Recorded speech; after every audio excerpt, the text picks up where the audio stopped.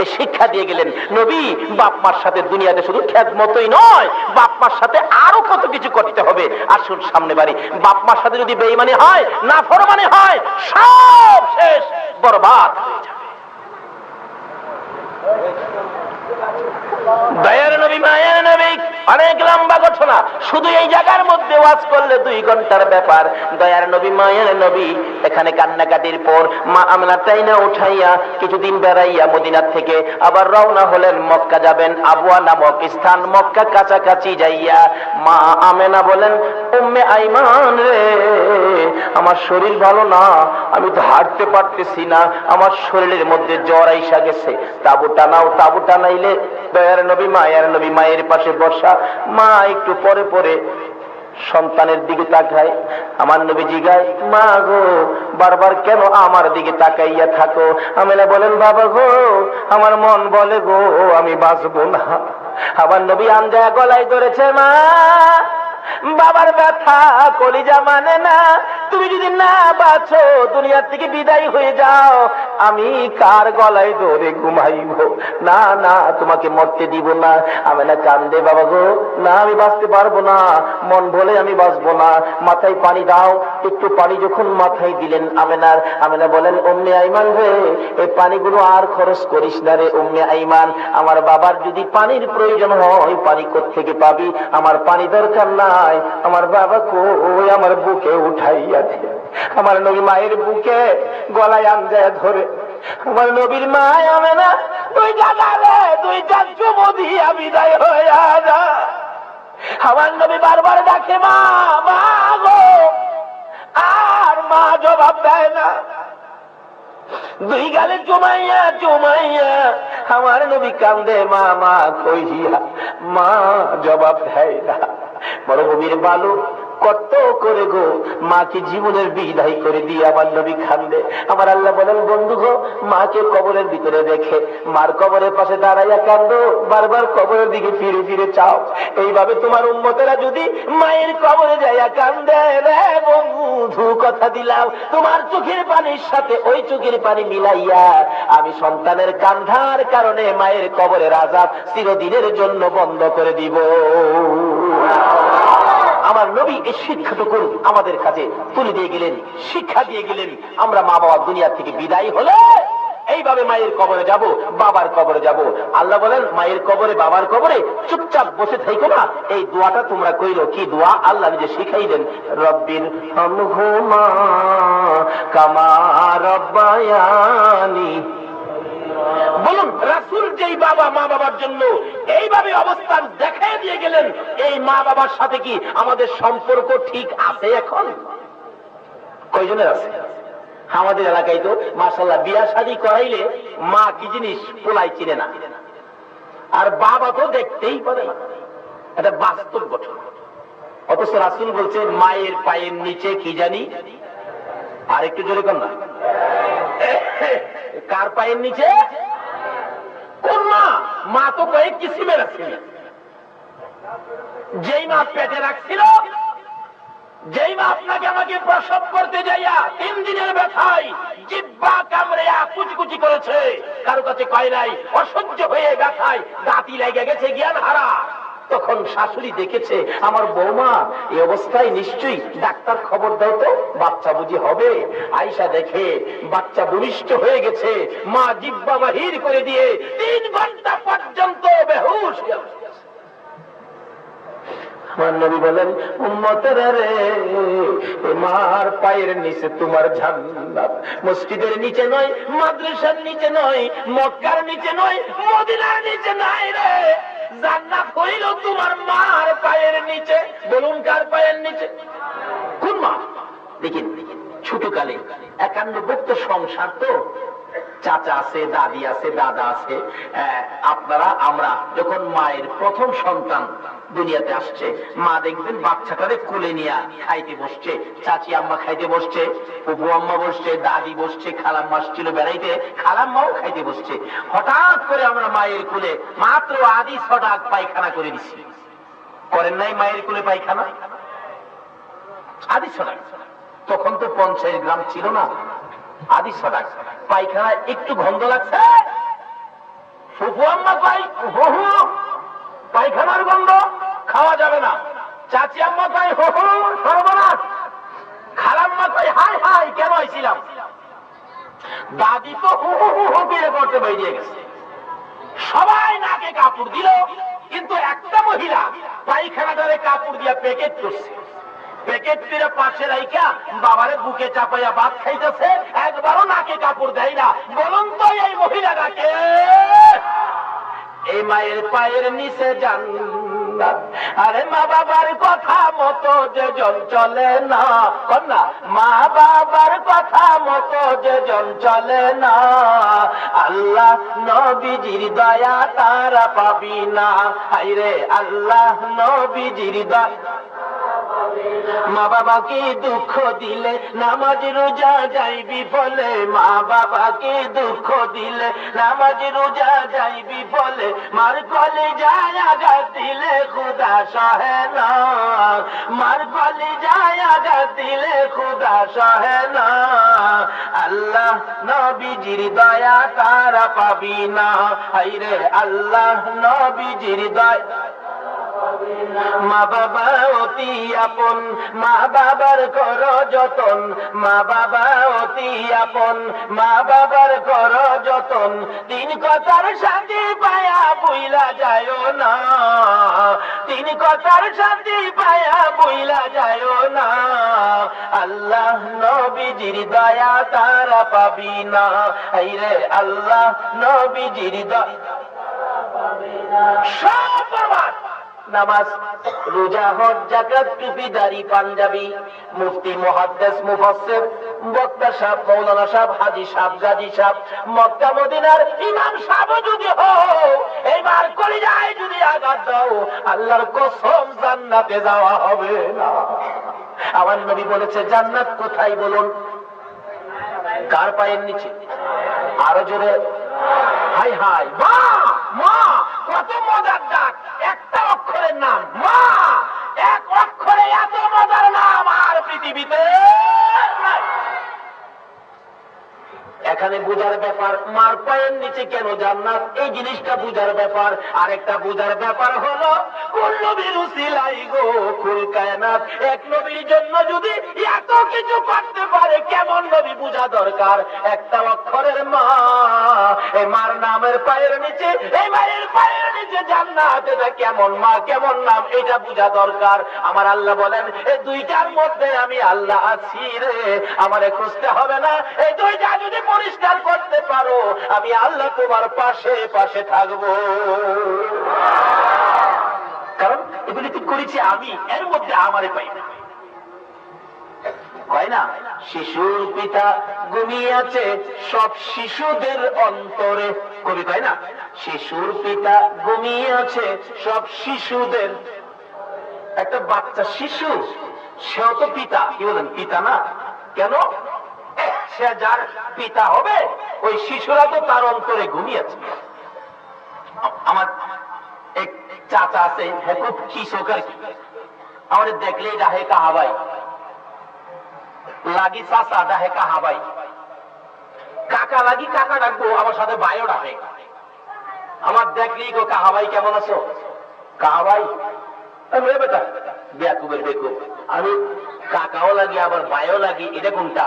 কই মিয়া বুঝা গেছেন না তো? কি আপনি তো কাকা, আপনার মধ্যে আমার ভাই আছে না, অর্থাৎ আপনার ছেলে হইলে আমার ভাই হবে না? আমি তা তো হবে, এই জন্য তো কাহাবাই রাখি। তাইলে কাহার মধ্যে যদি ভাই থাকে, মার মধ্যে যখন জান্নাত, জান্নাতটা কার? আল্লাহ বলেন এই জান্নাতের মধ্যে আমি। কাহার মধ্যে যদি ভাই থাকে তাইলে আমার নবীর মধ্যে আছে কে? এটা নাম নেই তো পাইবেন, মুহাম্মাদুর সাল্লাল্লাহু আলাইহি ওয়াসাল্লাম, মুহাম্মাদুর রাসূলুল্লাহ। এই রাসূলের ভিতরে কে আছে? আর যদি কোন কে আছে? আল্লাহ বলেন খুঁজা দেখো না, রাসূলের ভিতরে আল্লাহ আছে। সুবহানাল্লাহ বলেন না, খুঁজা দেখো না।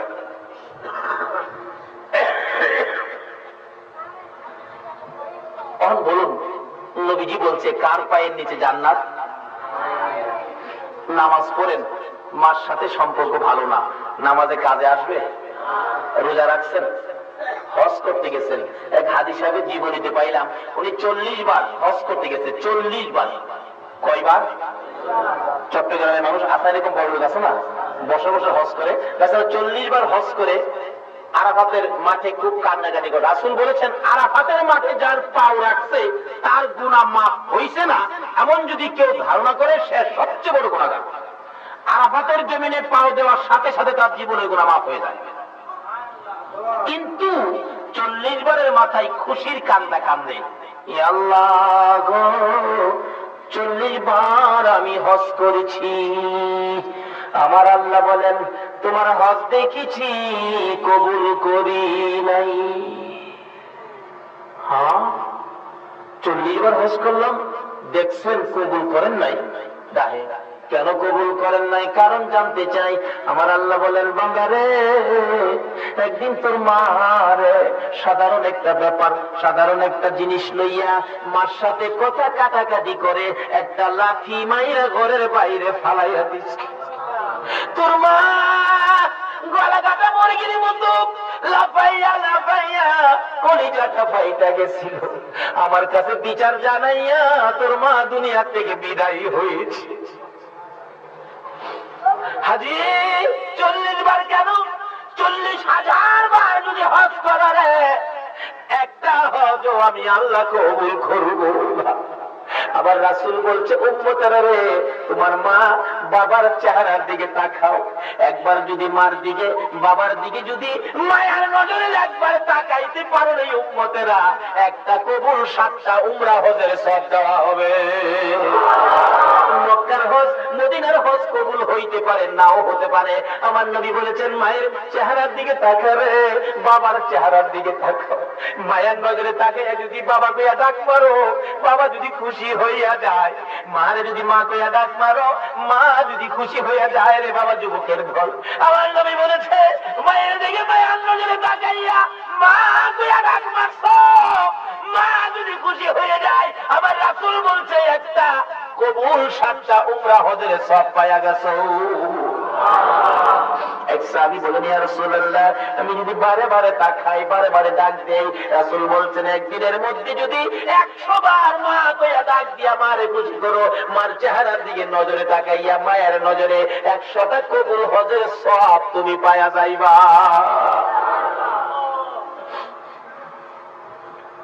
আজকে এই মার দাম নাই, এই মার ইজ্জত নাই। দেয়া কি করে দেখেন না, আপনাদের এলাকায় হয়তো বা এরকম নাই, না থাকাটাই ভালো। দোয়া করি না হোক। আমাদের এলাকায় এরকম কিছু আছে। একটা ছেলে হয়েছে, খালি একটা ছেলে হওয়ার পরে ছেলেটার বাবা মারা গেছে। এরকম হয় না অনেক সময়? মা বাচ্চাটারে কোলে নিয়ে কান্দে, প্রভু আমার এই বাচ্চাটা জীবনে বাবা কইয়া ডাক দিতে পারবে না, একটু বড় হলে তো জিগাইবো, মা আমার বাবা কই। আর আমিও যদি বাচ্চাটার পাশে না থাকি, বাচ্চার দুঃখটা কে দেখবে? এই একটা বাচ্চার দিকে তাকাইয়া মা বিবাহ বসলেন না। মাটা একটু আরবি লেখাপড়া জানতো, বাড়ি বাড়ি কোরআন শরীফ পড়ায়, বাসায় বাসায় কিছু পয়সা রোজগার হয়, এর বিনিময়ে এই হাদিয়া দিয়া বাচ্চাটাকে লালন পালন করে মাশাআল্লাহ একবারে বড় করেছে। বিবাহ করাইছে। একটা শ্বশুর বাড়ি যায় 2 দিন পর পর। মা একদিন জিগায়, বাবা আব্দুল খালেক, তোমার শাশুড়ি শ্বশুর তোমারে কেমন আদর করে বলো তো?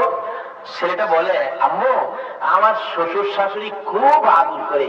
বাবা, বাবার আদর পাও নাই বিদায় একটা শ্বশুর দেখে তোমার বিয়া করাইছি আদরের জন্য। আদর ঠিক মতো করে তো? করে তো। কেমন আদর করে বাবা কও তো? আমি মা খুব খুশি হব তোমাকে আদর করলে, তুমি তো বাবার আদর পাও নাই। ছেলেটা কয়, আম্মু কত আদর করে বলবো, তুমি নিয়ে আবার কষ্ট পাও? কয় না, কষ্ট পাবো কেন, আমি তো খুশি হব। কয় তোমার চেয়ে অনেক বেশি আদর করে। মা কষ্ট পাইছি নি? হাই হাই, সব শেষ করে দিলাম আমি। আমার চেয়ে বেশি, মার চেয়ে বেশি দরদি আদর পৃথিবীতে কেউ করতে পারে? দুনিয়াতে মার চেয়ে আপন নাই, কবর মিজান হাসর ফুলচিরাতে নবীর চেয়ে আপন নাই। হাসরের জমিন যেদিন কায়েম হবে গো, আমার আল্লাহ বলবেন, জিবরাইল আমার বন্ধু কোথায় রে? আমার বন্ধু না আসা পর্যন্ত বিচারের কাজ শুরু হবে না। জিবরাইল বেরিয়ে যাবেন আমার নবীর তালাশে, ঘুরতে ঘুরতে ঘুরতে ঘুরতে যাইয়া দেখবে বলছিলেন কিনারে আমার নবী দাঁড়াইয়া দাঁড়াইয়া কান্দে। জিবরাইল ডাকবেন, ইয়া রাসূলুল্লাহ বিচারের কাজ শুরু হবে, আসুন। আমার নবীর জবাব দিবেন না, আবার ডাক দিবেন, ইয়া রাসূলুল্লাহ বিচারের কাজ শুরু হবে, আসুন। নবী জবাব দিবেন না। তিনবারের মাথায় নবীজি মুখটা যখন ফিরাবে, জিবরাইল দেখবে আমার নবীর চোখের পানি পড়তে পড়তে দুইটা সাইড কালো হইয়া গেছে। জিবরাইল দেখবে আমার নবীজির দুই পাশে কাদা মাটি লাইগা রইছে। জিবরাইলকে চিৎকার মারবেন, ইয়া রাসূলুল্লাহ চোখে দুইটা সাইড কালো কেন, আরে কাদা মাটি কেন? আমার নবী জবাব দিবেন, জিবরাইল লক্ষ লক্ষ বছর নুরানি রুহানি জগতে উম্মতের জন্য কাঁদছি, ৬৩ বছর জিন্দেগি দুনিয়ার জমিনে কাঁদছি, মদিনার রোজায় শুয়ে শুয়ে আরে জিবরাইল উম্মতের ব্যথায় কাঁদতে কাঁদতে চোখের পানিতে মদিনার রোজার মাঝে কাদা হইয়া আমার দুই পাশে কাদা লাইগা গেছে। আমার আল্লাহ জবাব দিবেন, জিবরাইল রে আমার বন্ধুর চোখের দুইটা সাইড কালো হওয়ার কারণ হলো উম্মতের মায়ায় কাঁদতে কাঁদতে আমার বন্ধুর চোখের দুইটা সাইড কালো হইয়া গেছে। জোরে জোরে কন্যা সুবহানাল্লাহ। জিবরাইল বলবেন, ইয়া রাসূলুল্লাহ চলুন বিচারের কাজ শুরু হবে। আমার নবী একটু যাবে, আবার প্রশ্ন করবে, জিবরাইল রে আমার উম্মত নিয়ে জাহান্নামে দিয়া দেয়, আমি বিচার করতে যাইবো না রে জিবরাইল, না জানি আমার বিচার আমার উম্মতের বিচার না জানি রে আমার উম্মতের বিচার জাহান্নামে ডিক্লার হয়ে যায়। আবার দৌড়ে যাই আমার নবী আরশের নিচে সিজদায় পড়ে যাবে। আমার আল্লাহ বলবেন, বন্ধু মাথা ওঠাও, কথা দিলাম গো তোমার একটা উম্মতই আমি জাহান্নামে দিব না। আমার আল্লাহ বলবেন, বন্ধু মাথা উঠাও, তোমার উম্মত একটাও জাহান্নামে দিব না। আমার নবী বলবেন, প্রভু জাহান্নামে যদি না দিবা তাহলে হিসাবের খাতাগুলো কই? হিসাবের খাতাগুলো আমি নবীর হাতে উঠাইয়া দাও, আমি নবী শান্তি পাবো। আমার আল্লাহ জিজ্ঞেস করবেন, বন্ধু গো হিসাবের খাতা কেন আপনার কাছে দিব? মাবুদ আমার গুনাহগার উম্মতের গুনার খবর অন্য নবী রাসূলেরা যেন জানতে না পারে। আমার আল্লাহ বলবেন, বন্ধু গো অন্য নবী রাসূলেরা তোমার উম্মতের গুনার খবর জানলে তুমি লজ্জা পাইবা, আমি জানি, সেই জন্য অন্য নবী রাসূল জানবে দূরের কথা আমি তোমাকেও জানতে দিব না।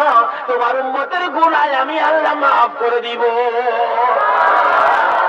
দয়ার নবী মায়ের নবী খেলতে হবেন, একটু শান্ত হবেন, দৌড়াদৌড়ি করবেন।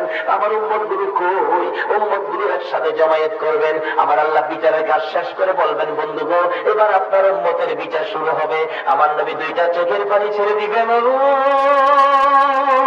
আমার উম্মতের সামনে আমার উম্মতের বিচার আমি সইতে পারবো না।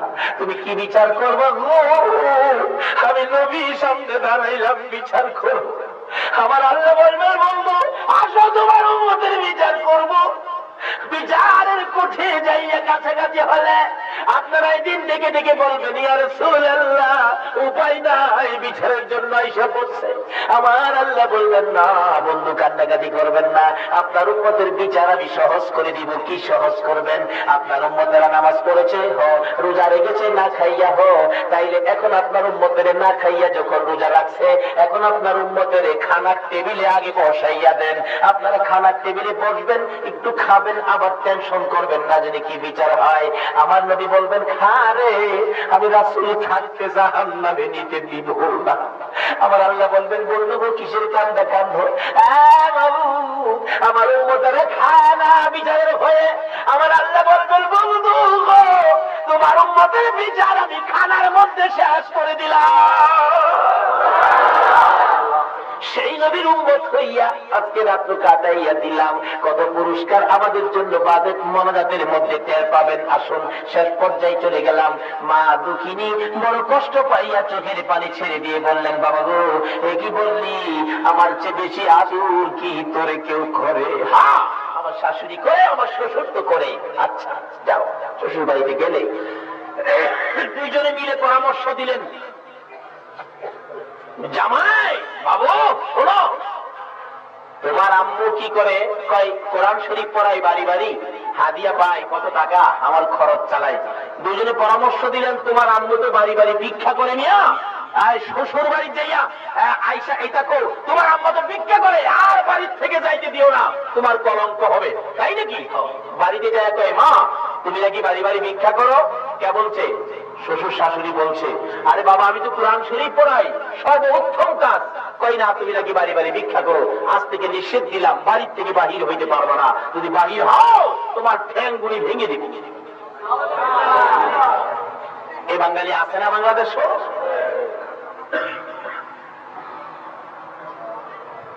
মা কই বাবা কালকে আমি একটা লোকের কোরআন শরীফের সবক দিব, কথা দিয়ে আসছি, কালকের পরে আর আমি যাব না।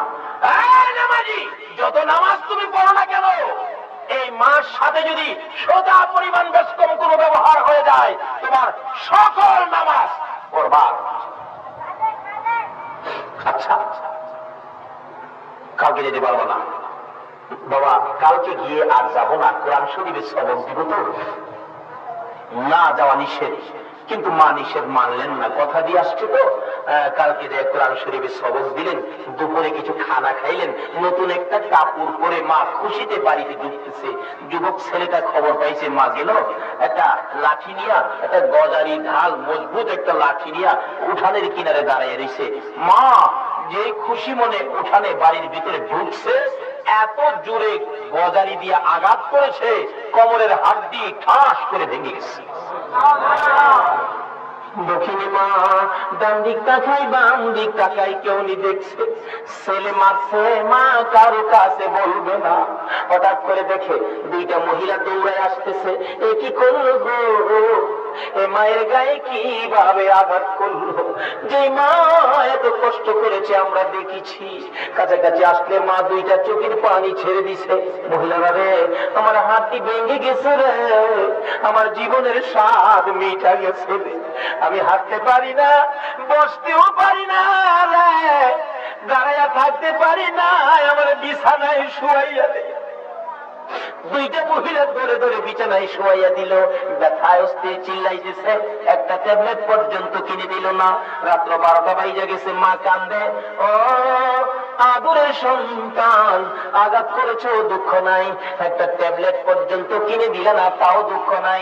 রাত্র 12টা বাজে, একবার যদি আমি মায়ের পাশে আসতি, আমার মা কইয়া ডাক পারতি, একবার আমার কাছে আইসে আমার মা কইয়া যদি ডাক দিতি, আমার সকল ব্যথা দূর হইয়া যাইত।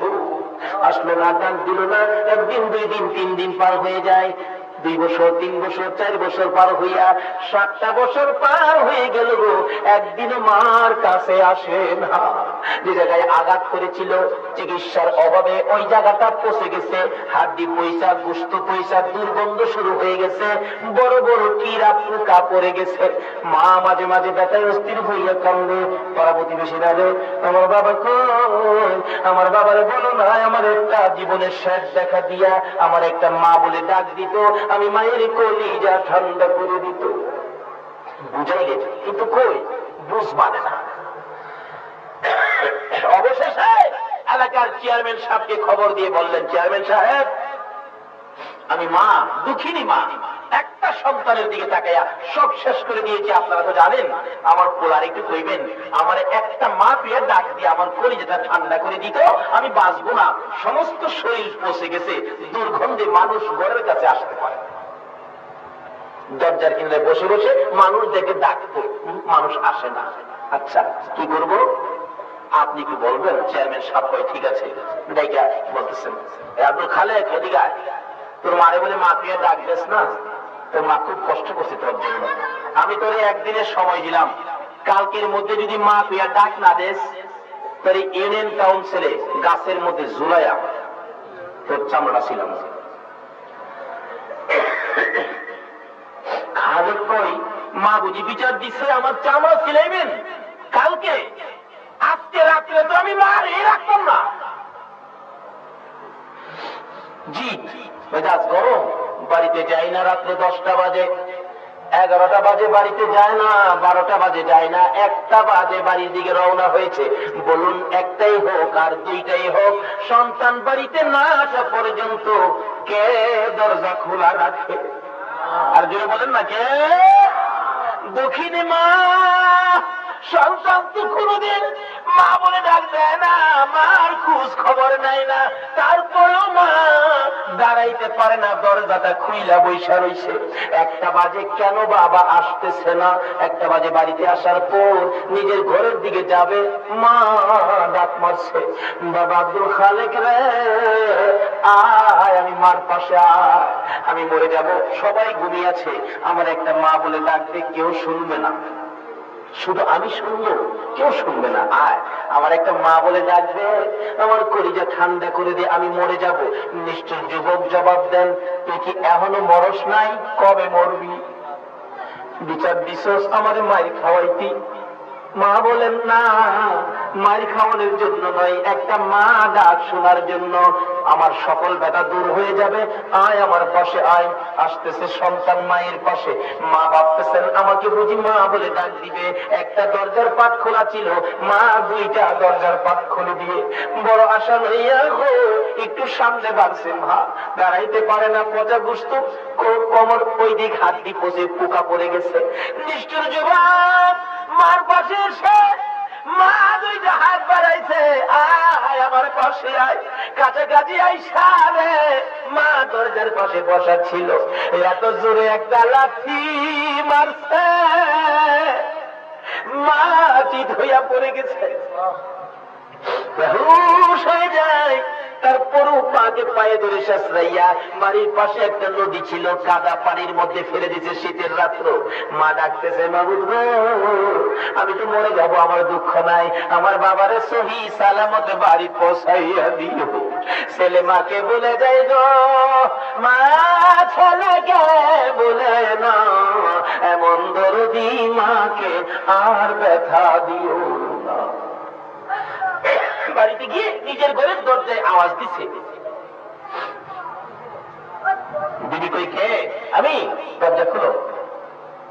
এত রাত্রে ডাক দেওয়ার সাথে সাথে দরজা খুলে দিলাম, কি করো? তার 1 বছরের বাচ্চা ছেলে ছিল, দেখে তার বিবি বাচ্চাটা খুলে দুই গালে চুমাইতেছে, মাইনা ঘুমাও না আবু, ঘুমাও না বাবু, ঘুমাও না, 1টা বাজে এখনো ঘুমাইতা না?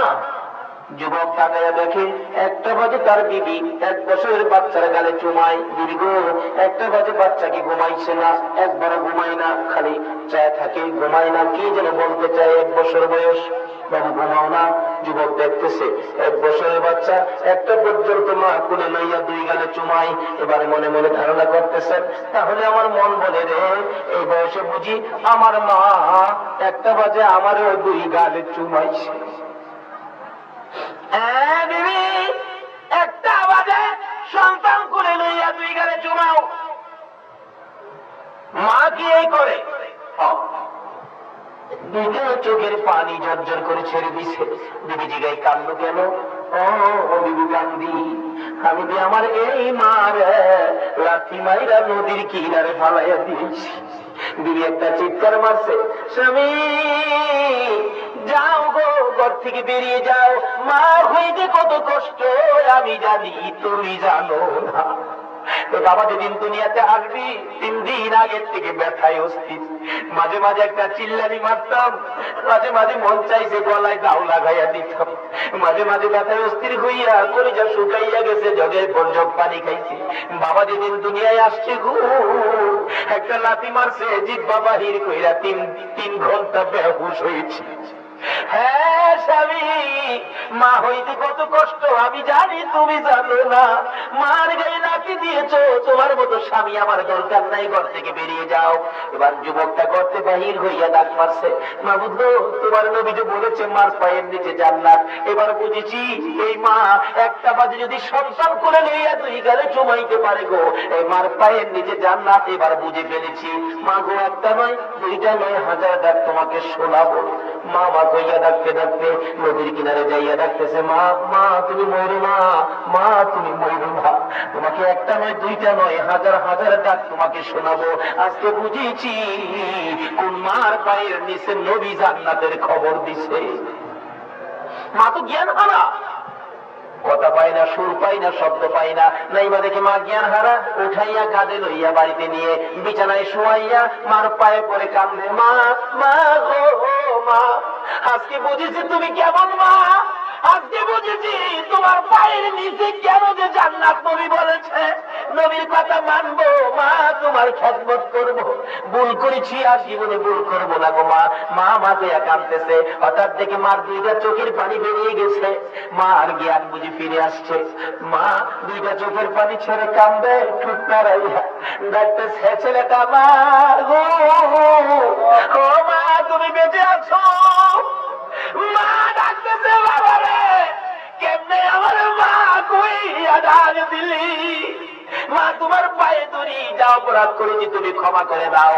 মা দুইটা হাত বাড়ায় ডাকতেছে, বাবা গো আয় আমার বুকে আয়, পায়ে ধরতে হবে না রে বাবা, আয় আমার বুকে আয়। যেই বুকে যুদ্ধ গালে পায়খানা করেছ, যেই বুকে যুদ্ধ গালে প্রস্রাব করেছ, এই বুকে আয়।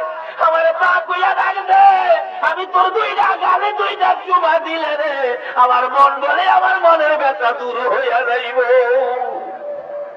আমার নবী বলেছেন উম্মতেরা রে, নামাজ পড়ে জান্নাতে যাওয়া যাবে না, রোজা করে জান্নাতে যাওয়া যাবে না, হজ করে জান্নাতে যাওয়া যাবে না। মাওলানা সাহেব, মুফতি সাহেব, মুহাদ্দিস সাহেব, মুফাসসির সাহেব, বক্তা সাহেব, হাদিস সাহেব, গাজী সাহেব, মক্কা মদিনার ইমাম সাহেব যদি হও, হে মার কলিজায় যদি আঘাত করো, সব বরবাদ হয়ে তোমাকে জাহান্নামে যেতে হবে।